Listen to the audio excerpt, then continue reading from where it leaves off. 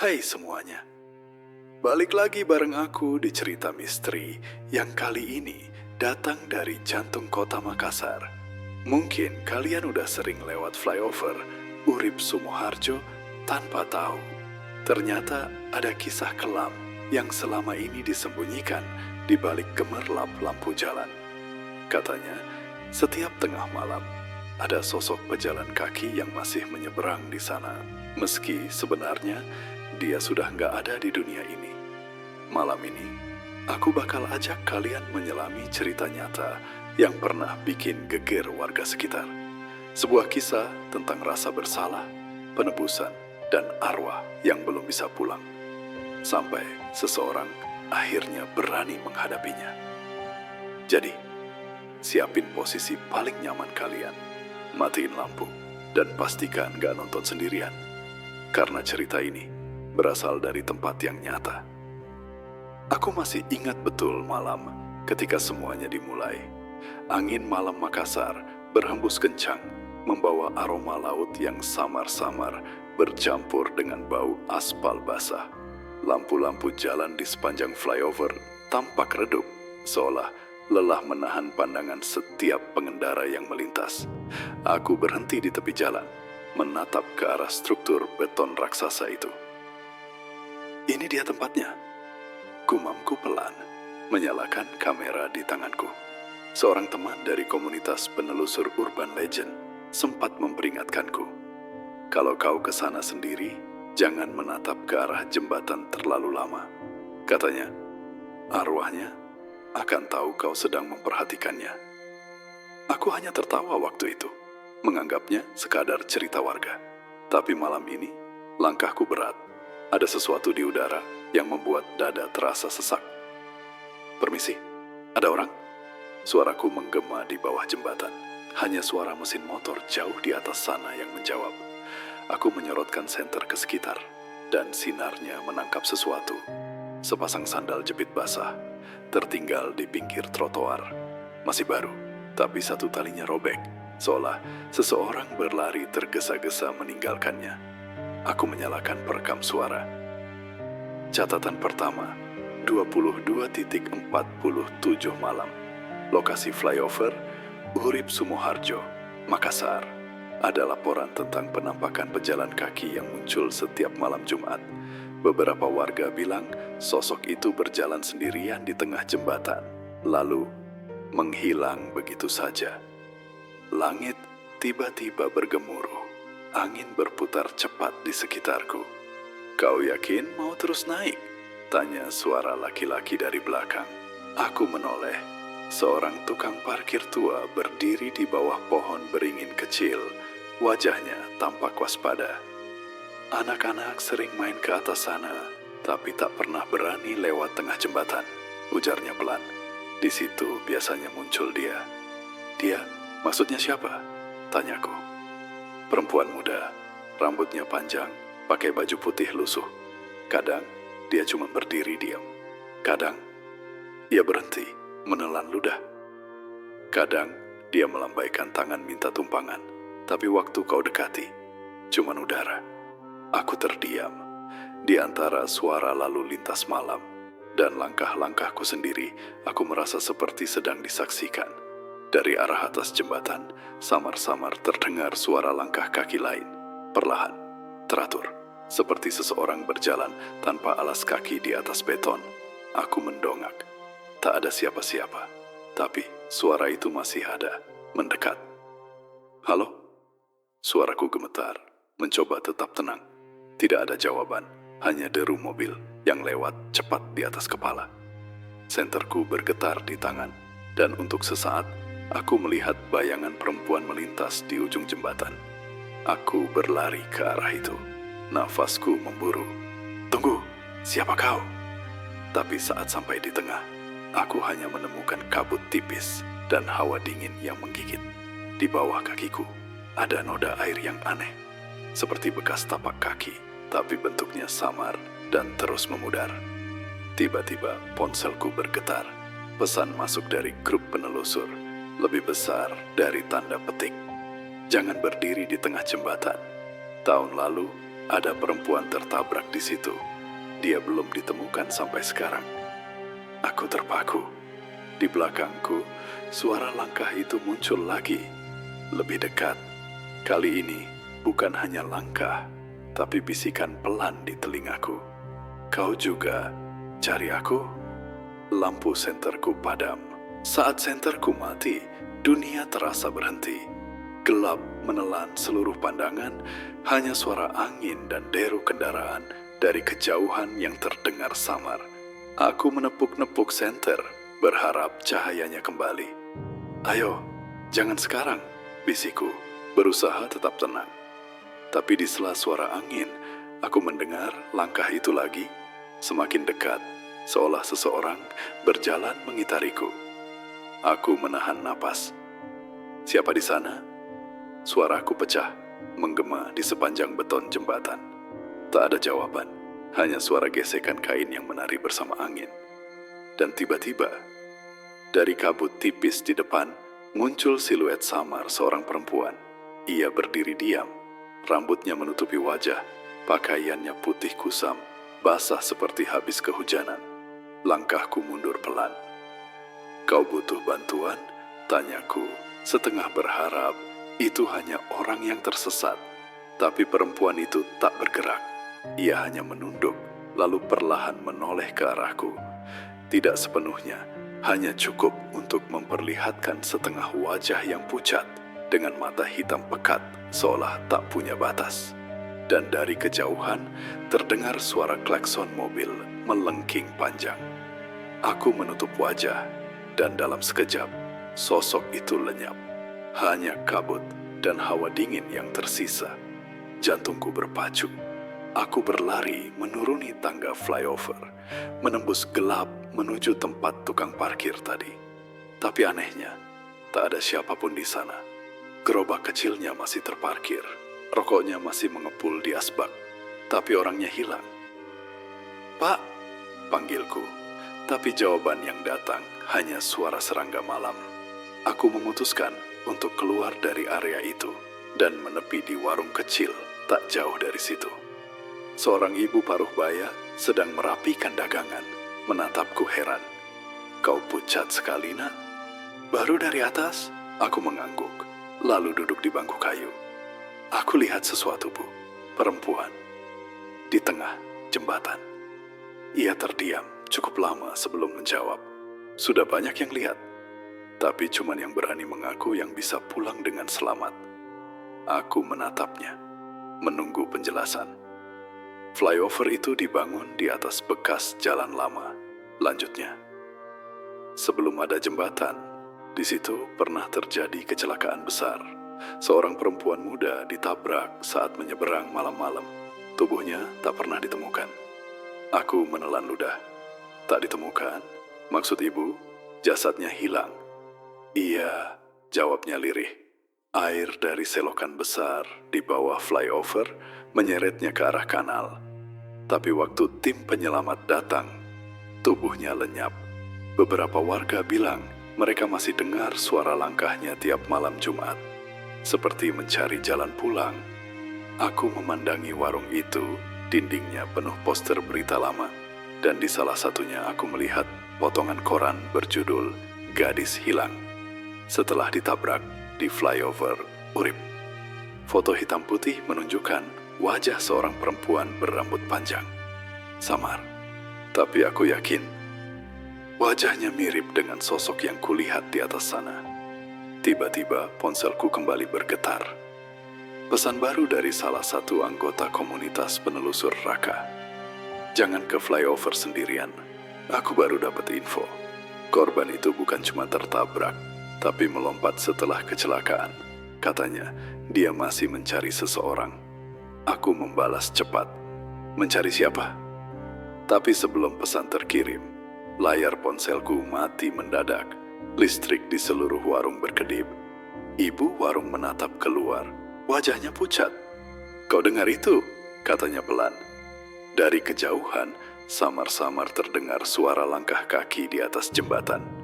Perlahan, berat, dan bersamaan dengan itu, suara perempuan terdengar lembut. seperti dari dalam kabut. "Jangan pergi, temani aku menyeberang." Aku terpaku, hawa dingin menjalari tengkuku. Entah kenapa, langkahku kembali bergerak menuju jembatan, seolah ada sesuatu yang menarikku kembali ke sana. Pagi harinya, aku kembali ke lokasi. Flyover Makassar tampak berbeda di siang hari, ramai, panas, dan hiruk-pikuk. Tapi entah kenapa, hawa aneh dari semalam masih terasa. Aku berdiri di tepi trotoar, menatap ke arah tengah jembatan, tempat aku melihat sosok itu berdiri. Kalau ini hanya halusinasi, kenapa semua orang melihat hal yang sama? Gumamku sendiri. Raka menepuk pundakku dari belakang. "Kau gila bro, malam-malam kesini sendiri." Aku sampai gak bisa tidur waktu baca pesanmu. Ia membawa laptop dan hard drive kecil. "Aku bawa sesuatu," katanya. "Rekaman CCTV dari toko di bawah flyover. Tapi," katanya, "sebagian filenya rusak. Kami duduk di sebuah warung kopi di seberang jalan." Raka menyalakan laptopnya dan memutar rekaman. Gambar hitam putih menunjukkan suasana malam. Kendaraan lewat sesekali. "Lihat di detik ke-47, katanya. Aku memperhatikan layar. Seorang perempuan berjalan perlahan di pinggir jalan. Rambut panjang, pakaian putih. "Itu dia," bisikku. Tapi saat mobil melintas cepat, sosok itu lenyap begitu saja. Tidak terlempar, tidak jatuh, hanya menghilang. "Gak mungkin," Raka memundurkan video. Kami memutar ulang, dan kali ini, di detik terakhir sebelum sosok itu hilang, terlihat bayangan lain di belakangnya, seperti seseorang yang memegang kamera, merekam dari kejauhan. "Itu siapa?" tanyaku heran. Raka menatapku. "Kau bilang tadi kau sendirian malam itu kan?" Aku mengangguk pelan. "Ya, cuma aku dan tukang parkir. Tapi waktu aku turun, dia juga sudah gak ada." Raka terdiam, ekspresinya berubah serius. "Ada yang aneh di sini. Lihat timestampnya," katanya sambil menunjuk layar. Rekaman itu tercatat pukul 22:47, waktu yang sama saat aku menyalakan perekam suaraku semalam. Tapi di video itu, aku tak terlihat sama sekali. Padahal, aku yakin berada di posisi yang sama dengan kamera. Aku menggenggam cangkir kopi erat-erat. "Kau pikir aku halu?" tanyaku. "Bukan, tapi mungkin kau nggak sendiri di sana," jawab Raka hati-hati. "Bisa jadi sosok itu menirukanmu." Kami diam cukup lama sebelum seorang pria berseragam mendekat. "Kalian wartawan?" tanyanya. Kami menjelaskan sedang membuat dokumenter Urban Legend. Ia memperkenalkan diri sebagai Arman, petugas keamanan malam di area flyover. "Kalau soal perempuan itu," katanya, "kami juga sering lihat, tapi kamera pengawas kota tak pernah bisa merekamnya dengan jelas. Kadang feel hilang, kadang muncul garis-garis aneh di monitor." Aku menunjukkan fotonya yang kupotret dari rekaman Raka. Arman menatapnya lama, lalu menghela napas. "Perempuan ini mirip sekali dengan korban yang dulu. Namanya Winda. Dia mahasiswa yang hilang setelah kecelakaan di sini 3 tahun lalu. Polisi sempat cari berhari-hari tapi nggak ketemu. Tapi anehnya, ia berhenti sejenak. Beberapa pengemudi ojek online bilang sering lihat penumpang perempuan di jembatan yang minta diantar ke rumahnya di Panakukang. Tapi begitu sampai, kursinya kosong. Aku dan Raka saling berpandangan. "Kau tahu alamat rumahnya?" tanyaku cepat. Arman mengangguk pelan. "Masih ada ibunya di sana, tapi hati-hati. Katanya sejak Winda hilang, rumah itu sering kedatangan orang asing yang mengaku dipanggil oleh suara Winda." Sore itu kami menuju Panakukang. Jalanan mulai sepi, matahari tenggelam di balik gedung-gedung tinggi. Di sepanjang perjalanan, aku membuka kembali rekaman audio dari semalam. Saat bagian terakhir terdengar, Jantungku serasa berhenti. Ada bisikan samar di latar belakang. Suara perempuan berkata lirih, "Aku cuma mau pulang." Aku menatap Raka, wajahnya pucat. "Kau dengar itu?" Ia mengangguk pelan, dan suara itu seolah tahu kita datang ke rumahnya. Sesampainya di depan rumah tua bercat pudar itu, lampu halaman berkedip-kedip. Pintu setengah terbuka. Angin membawa aroma bunga melati yang menyengat. "Kau siap?" tanya Raka dengan suara gemetar. Aku menelan ludah dan melangkah maju. Dari dalam rumah terdengar suara langkah pelan, seperti seseorang sedang berjalan mendekat. "Selamat malam," ucapku perlahan, tapi yang menjawab bukan manusia, melainkan suara yang sama dari rekaman itu. Kali ini terdengar jelas di telingaku. "Kau yang semalam di jembatan, kan? Aku sudah menunggumu." Pintu rumah itu terbuka perlahan, menimbulkan suara decit panjang yang menusuk telinga. Aroma lembab bercampur bunga melati menyambut kami begitu melangkah masuk. Ruang tamunya sederhana, tapi penuh foto-foto seorang perempuan muda. Semua tersenyum, memakai jaket kampus. Aku langsung mengenal wajah itu. "Ini dia," bisikku pada Raka. "Winda." Dari arah dapur, terdengar suara sendok beradu dengan gelas. Seorang wanita tua muncul, mengenakan daster abu-abu. Wajahnya lelah, tapi matanya tajam menatap kami. "Kalian dari mana?" tanyanya.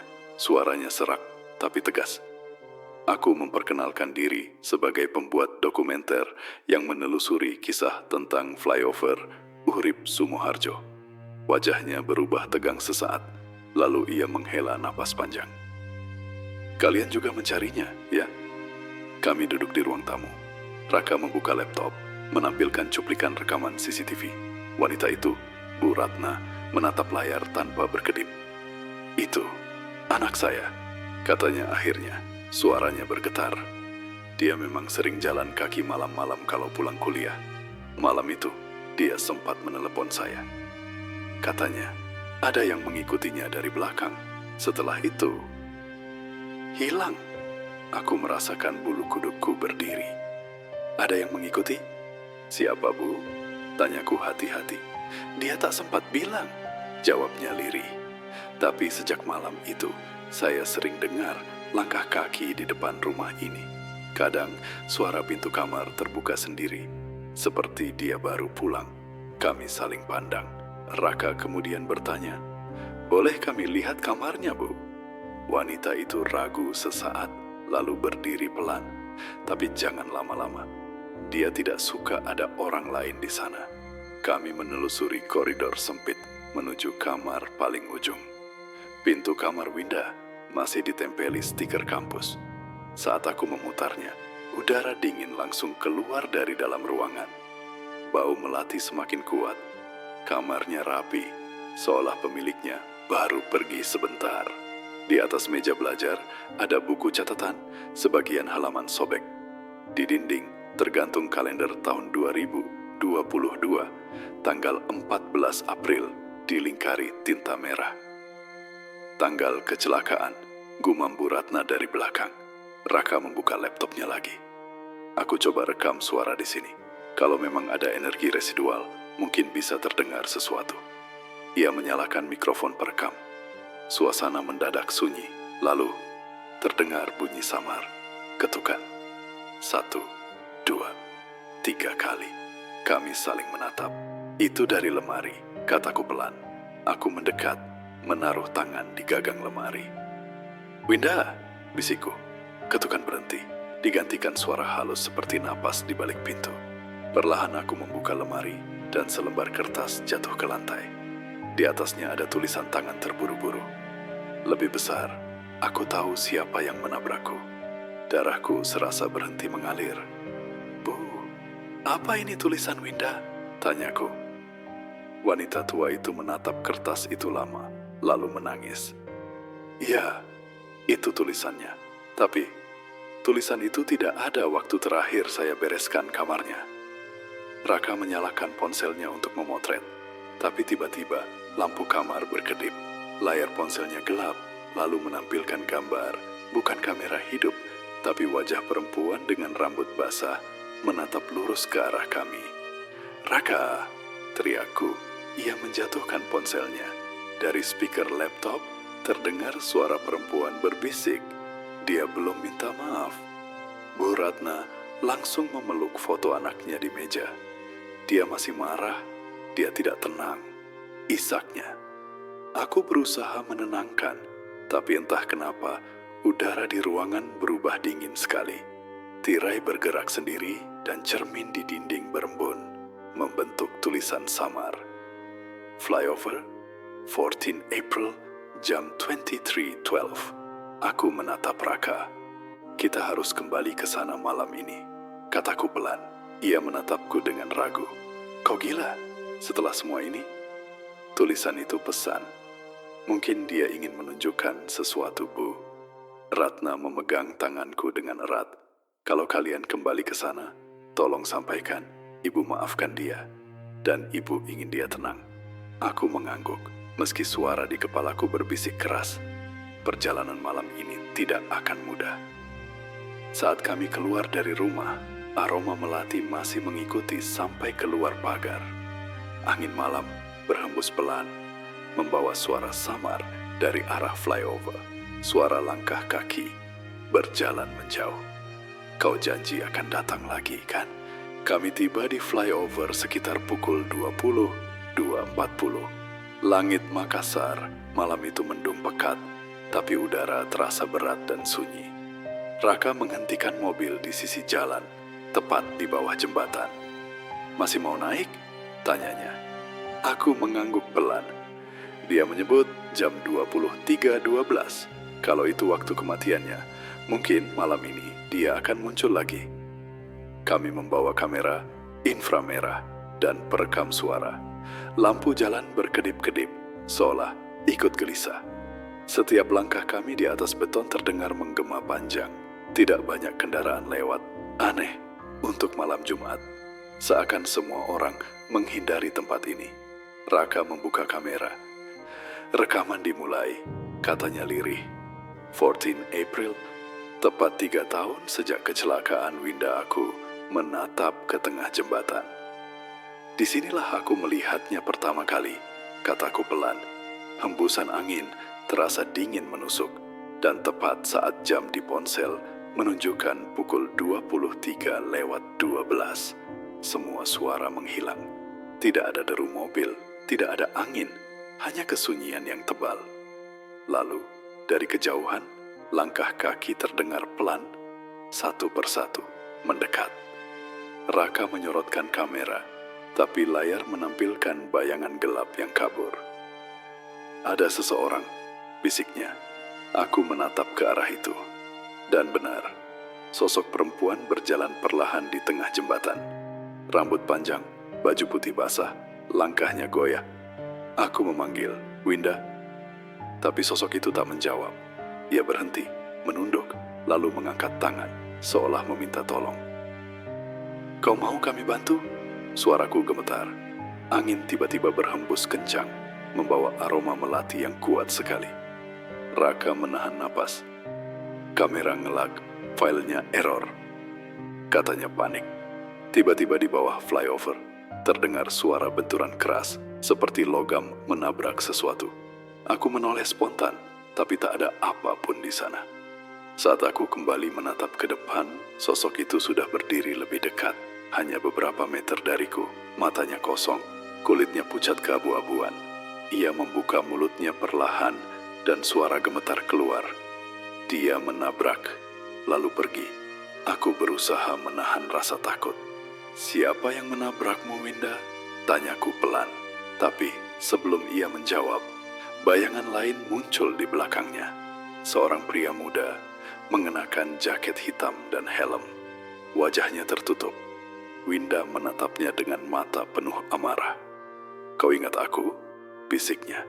Dan sosok itu menghilang dalam kabut tipis, menyisakan suara deru mesin motor yang samar-samar menggema. Raka menatapku kaget. "Kau lihat juga kan?" Aku mengangguk cepat. "Iya, itu pengendara motor." Jadi, dia bukan ditabrak mobil seperti di berita. Kami segera menuruni flyover, mencari arah sumber suara benturan tadi. Di bawah jembatan, kami menemukan serpihan kaca helm dan plat motor berkarat bertuliskan angka DD 4428 QN. Ini bukti kecelakaan, kata Raka. Mungkin ini motor pelaku yang jatuh ke bawah waktu malam itu. Aku memotret plat itu, lalu tiba-tiba mendengar suara perempuan dari arah atas jembatan lagi. Terima kasih, katanya lirih. Kami menoleh bersamaan, tapi tak ada siapapun di sana. Angin berhembus pelan, seolah mengucapkan selamat tinggal. Kami kembali ke mobil dengan tubuh gemetar. Di dalam mobil, Raka menyalakan laptop, mencoba melihat hasil rekaman kamera. Tapi file terakhir hanya berisi suara langkah kaki dan detak jam berdetak keras, diikuti suara perempuan berbisik pelan. Dia masih hidup. Tolong buat dia bicara. Aku menatap layar laptop lama, lalu berkata pelan. Mungkin yang dia mau bukan pembalasan. Tapi pengakuan Raka menatapku serius. Kau mau cari orang itu? Aku mengangguk. Ya, plat motor ini cukup untuk melacak siapa dia. Kalau dia masih hidup, dia harus tahu. Winda belum tenang. Suasana di dalam mobil hening. Dari kaca belakang, aku sempat melihat sekilas bayangan perempuan berdiri di ujung jembatan. Tidak menakutkan, tapi seolah tersenyum. Teruskan, aku akan menuntunmu. Keesokan paginya, aku dan Raka duduk di dalam mobil yang terparkir di depan kantor Samsat Makassar. Plat motor yang kami temukan semalam masih kusimpan di dalam plastik bening. Hanya sedikit lumpur yang menempel, tapi huruf dan angkanya masih jelas terbaca. Raka mengetik cepat di laptopnya, mencoba mengakses data publik. DD 4428 QN. Atas nama siapa ya? Gumamnya. Beberapa menit kemudian, wajah Raka berubah tegang. Ketemu. Pemiliknya pria bernama Andi Setio, umur 27. Alamat terakhir di kawasan Panakukang juga. Cuma 3 gang dari rumah Winda. Aku terdiam. Dekat sekali. Iya, jawab Raka lirih. Dan lihat tanggal laporan kehilangan motornya. 14 April 2022, malam yang sama dengan kecelakaan itu. Kami saling berpandangan. Kau sadar kan? Kataku pelan. Motor itu bukan hilang. Mungkin terjatuh bersama korban. Raka mengangguk pelan. Dan dia tak pernah lapor soal kecelakaan itu.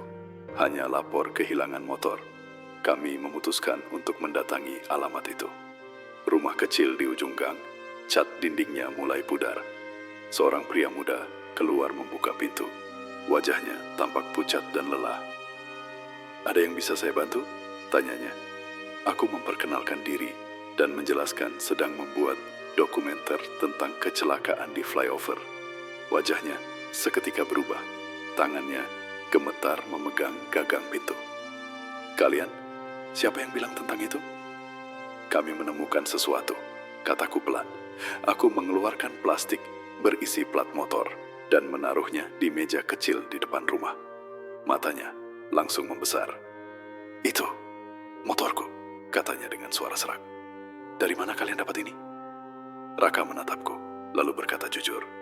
Dari bawah jembatan Urip Sumoharjo, tepat di tempat kecelakaan, Andi mundur setengah langkah, wajahnya memucat. Aku nggak sengaja. Suaranya mulai bergetar. Malam itu aku baru pulang kerja, hujan deras. Gadis itu tiba-tiba muncul di tengah jalan. Aku kaget, banting setir. Tapi kau menabraknya. Potongku pelan. Ia menunduk. Iya, aku turun. Tapi gak ada siapa-siapa. Aku panik. Kupikir dia sudah lari. Jadi aku pergi. Tapi setiap malam setelah itu, aku dengar suara langkah di depan rumah. Kadang ada bau melati. Aku gak pernah bisa tidur, air matanya menetes. Aku minta maaf. Aku gak tahu harus bagaimana. Aku memandangi Raka, lalu bertanya, kau pernah kembali ke sana? Andi menggeleng cepat. Sekali. Tapi waktu aku berdiri di tengah jembatan, ada sosok perempuan berdiri di seberang. Rambutnya basah, baju putih. Dia melambaikan tangan. Aku hampir jatuh waktu itu.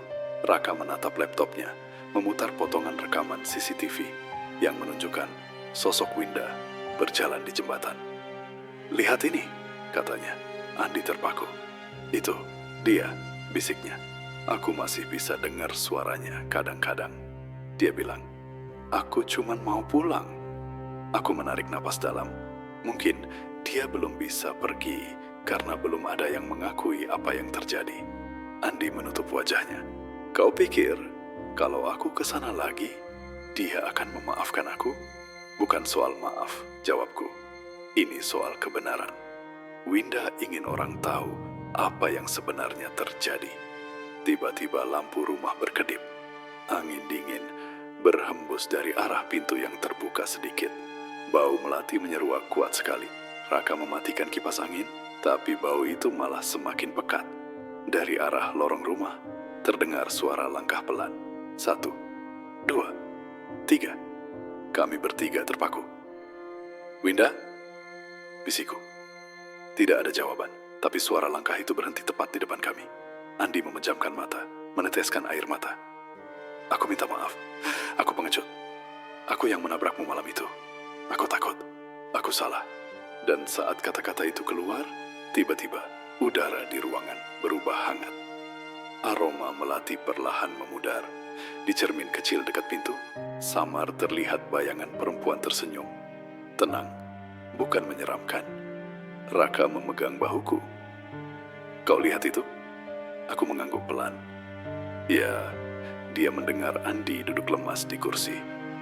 "Aku cuma ingin bisa tidur tanpa mimpi buruk lagi," katanya lirih. Aku menatapnya dan berkata, "Malam ini kita semua ke flyover." Dia menunggu di sana. Langit Makassar malam itu muram, diselimuti awan pekat, seperti menahan sesuatu yang belum selesai. Hujan rintik mulai turun, dan aku, Raka, serta Andi berdiri di bawah flyover Urip Sumoharjo. Di tempat inilah semuanya bermula. Lampu jalan bergetar, menciptakan bayangan panjang di aspal basah. Aku bisa merasakan udara dingin menyusup sampai ke tulang. Tempat ini masih sama, ku memandi pelan. Setiap aku lewat sini, rasanya kayak ada yang ngelihatin. Aku menyalakan kamera, suaraku bergetar sedikit. Kita di sini bukan buat menantang siapapun, tapi buat menutup cerita yang tertinggal. Raka mengatur tripod. "Rekam semua, jangan ada yang dipotong." Hujan semakin deras. Bau tanah bercampur dengan aroma melati samar. Aku menatap jam tanganku. Pukul 23:47, hampir waktu yang sama ketika kecelakaan itu terjadi. Angin mulai berputar pelan, dan di kejauhan, suara langkah terdengar lagi. Ritmis, perlahan, tapi pasti. Andi menggenggam helm di tangannya.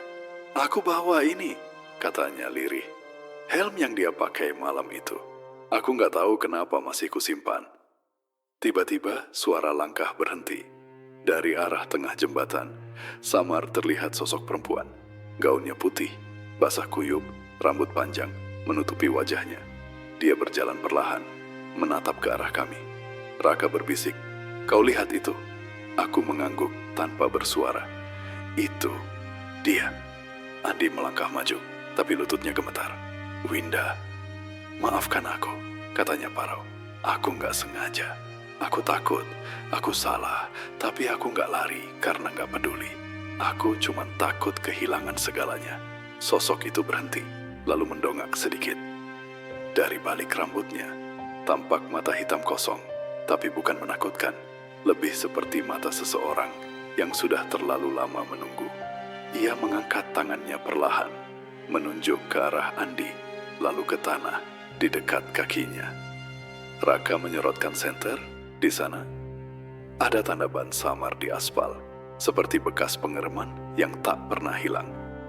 "Dia minta kita lihat sesuatu," bisikku. Andi berlutut di tanah itu, tangannya gemetar. "Aku di sini, aku siap." ucapnya dengan air mata menetes. Seketika, suara petir menyambar. Angin bertiup kencang, dan dari arah jembatan terdengar tangisan pelan. Tapi kali ini berbeda, bukan suara marah atau sedih. Suara itu seperti seseorang yang akhirnya bisa melepaskan beban. Cahaya lampu jalan di atas kami berkedip kuat sekali, lalu redup perlahan. Aku memandangi sosok itu lagi. Ia menatap ke arah Andi, lalu ke arahku dan Raka. Bibirnya bergerak tanpa suara, tapi aku bisa membaca kata-katanya. Terima kasih. Perlahan tubuhnya mulai memudar, bersama bau melati yang perlahan menghilang. Yang tersisa hanya suara hujan menetes di atas jembatan. Raka menunduk, mematikan kamera. Kau merasa dia udah pergi? Aku menarik napas panjang. Bukan pergi, tapi pulang. Andi menatap langit. Aku janji, aku bakal datang ke makamnya. Aku akan bilang ke keluarganya. Aku nggak akan sembunyi lagi. Hujan mulai reda. Di bawah sinar lampu terakhir, ada sesuatu yang berkilau di tanah. Sebuah liontin kecil berbentuk hati, berkarat tapi masih utuh. Aku memungutnya. Di bagian belakangnya terukir nama Winda A. Aku menatap Raka. Ini tanda terakhirnya. Raka mengangguk. Dan mungkin ini juga tanda kalau cerita kita harus diselesaikan malam ini. Kami bertiga diam, mendengarkan bunyi air menetes dari atas jembatan. Tak ada lagi langkah, tak ada lagi suara, hanya keheningan. Tapi di tengah sunyi itu, entah kenapa aku merasa ada senyum yang tertinggal. Senyum seorang jiwa yang akhirnya bebas. Dan ketika kami beranjak pergi, hujan benar-benar berhenti. Langit Makassar yang kelam berubah lebih terang. Aku menatap ke spion mobil. Tak ada siapapun di belakang. Tapi di kaca yang basah, samar terlihat bekas tapak tangan. Kecil, lembut, lalu menghilang bersama embun malam. 3 hari setelah malam di flyover itu, Makassar kembali cerah. Langit biru bersih, tapi aku tahu, di antara hembusan angin kota ini, masih ada kisah yang berputar, menunggu untuk diceritakan ulang. Raka sedang mengedit rekaman terakhir di laptop. Di layar, sosok Winda tampak samar, tersenyum tipis sebelum menghilang. Kau yakin kita perlu tayangkan ini? Tanyanya. Aku menatap layar itu lama. Kita nggak bisa sembunyikan kebenaran, biar orang tahu bahwa beberapa arwah cuman butuh didengar. Andi menepati janjinya. Ia datang ke rumah keluarga Winda, membawa bunga melati dan liontin yang kami temukan di jembatan. Di hadapan ibunya, dia menangis dan menceritakan semuanya. Tidak ada amarah dari sang ibu, hanya pelukan dan air mata. Kalau dia benar-benar datang padamu, berarti dia ingin kamu tenang juga, kata ibunya lembut. Setelah itu, kami bertiga kembali ke flyover sekali lagi. Siang hari kali ini, tak ada hawa dingin, tak ada langkah misterius. Tapi anehnya, di tempat yang dulu ada bekas ban di aspal, kini tumbuh sebatang rumput kecil. Seolah bumi menutup luka yang pernah terbuka. Raka menyalakan kameranya lagi. Dulu, orang-orang bilang flyover ini angker. Sekarang, mungkin sudah tidak lagi. Aku tersenyum kecil. Atau mungkin mereka hanya diam karena sudah tenang. Andi menatap ke arah lalu lintas yang ramai. Aku akan terus lewat sini. Tapi kali ini, tanpa rasa takut. Sore itu, kami duduk di pinggir jembatan. Aku menulis catatan terakhir di buku dokumenter kami. Beberapa arwah tidak gentayangan untuk menakut-nakuti. Mereka hanya menunggu seseorang yang mau mengaku, yang mau menyelesaikan kisah mereka. Dan saat itu terjadi, dunia ini terasa sedikit lebih damai. Raka menatapku. Kau tahu, semua ini kayak campuran antara dosa dan penebusan. Aku menjawab pelan. Itu yang bikin cerita manusia selalu menarik. Karena bahkan setelah mati pun, kita masih mencari arti. Sebelum matahari terbenam, angin bertiup lembut melewati kami. Aroma melati muncul sekilas, sangat halus, seperti sapaan terakhir. Raka menoleh padaku, tersenyum kecil. Kau cium itu? Aku mengangguk. Ya, Winda berpamitan. Kami meninggalkan jembatan dengan perasaan lega. Tak ada lagi ketegangan, hanya rasa tenang yang sulit dijelaskan. Tapi saat aku menyalakan mobil, sesuatu di dashboard menarik perhatianku. Sebuah kertas kecil, basah oleh embun, dengan tulisan samar, "Terima kasih, sudah membuatku pulang." Aku menatap Raka. Ini bukan dari kamu, kan? Ia menggeleng. Aku nggak nyentuh apapun. Kami berdua terdiam. Di kejauhan, matahari turun perlahan ke balik horizon, menciptakan cahaya jingga keemasan di langit Makassar. Di bawah sinar itu, flyover yang dulu kelam kini tampak seperti jalan biasa. Tapi bagi kami, itu tempat di mana antara dunia hidup dan mati pernah bersentuhan. Dan setiap kali aku melewati tempat itu sekarang, aku selalu melirik kaca spion. Kadang, aku masih melihat bayangan seseorang berjalan di tepi jembatan. Perempuan muda dengan rambut terurai, melangkah pelan, tanpa rasa marah, tanpa kesedihan, hanya ketenangan. Mungkin sebagian arwah tidak benar-benar pergi. Mereka hanya berhenti menampakkan diri, karena akhirnya mereka sudah menemukan jalan pulang. Itulah kisah tentang arwah pejalan kaki di flyover Makassar. Kisah yang membuktikan bahwa beberapa arwah enggak gentayangan untuk menakut-nakuti. Mereka cuma menunggu seseorang yang mau menyelesaikan cerita mereka. Gimana menurut kalian? Apakah Winda benar-benar sudah tenang sekarang? Atau mungkin masih ada hal yang belum diungkap dari kejadian malam itu? Tulis pendapat kalian di kolom komentar. Aku pengen tahu pandangan kalian tentang kisah ini. Kalau kalian suka dengan cerita seperti ini, jangan lupa untuk subscribe, nyalain loncengnya, dan share video ini, biar makin banyak yang tahu bahwa misteri kadang nggak cuma soal hantu, tapi juga tentang manusia dan penyesalan yang belum selesai. Sampai jumpa di cerita berikutnya. Tetap waspada, dan ingat, kadang yang kita anggap sepi belum tentu benar-benar kosong.